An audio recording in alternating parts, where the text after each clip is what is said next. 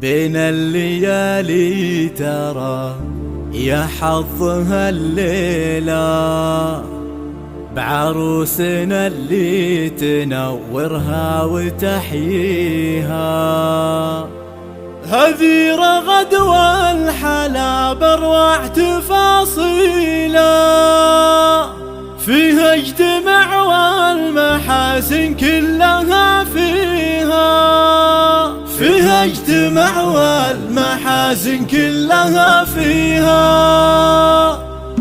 بين الليالي ترى يا حظها الليلة بعروسنا اللي تنورها وتحياها. هذي رغد والحلا بارواح تفاصيله فيها اجتمع والمحاسن كلها فيها. سلطانة الذوق واجمل بنت في العيلة رغد وكل المدايح ما توفيها. يا الذوق ما ودك احد بعده يشيلها من زاد ما هو اكتمل فيها وماليها. تستاهل المدح والتبجيل والشيلة المترفة في معانيها وتجليها. رغد تقول الغلا فيها انها مرسلة تاج الادب زادها فخر ومعليها. ابوها محمد تفرد في مراجيله رمز الكرم والشهامة عشراعيها. تشهد فعوله وتشهد له مداهيله. ابو فهد كل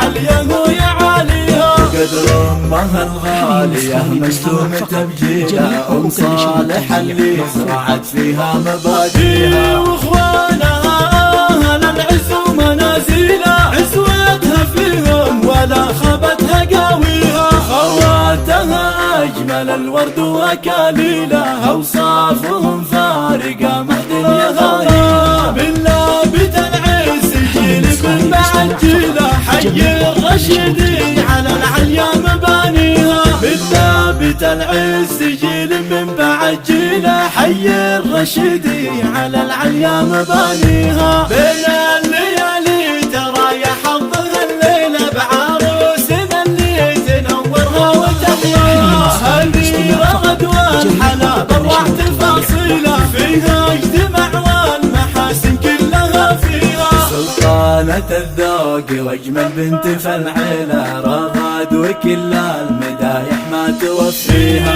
الذوق ما ودك احد بعده يشيلها من زاد ما هو اكتمل فيها وماليها. تستاهل المدح والتبجيل والشيلة المترفة في معانيها وتجليها. رغد تقول الغلا فيها انها مرسلة تاج الادب زادها فخر ومعليها. ابوها محمد تفرد في مراجيله رمز الكرم والشهامة عشراعيها. تشهد فعوله وتشهد له مداهيله. ابو فهد كل عليه ويعاليها. قدر امها الغالية ملزوم تبجيله ام صالح اللي زرعت فيها مبادئها. واخوانها اهل العز ومنازلها عزوتها فيهم ولا خابتها قاويها. خواتها اجمل الورد واكاليلها اوصافهم فارقه محد يغايها. باللابد العز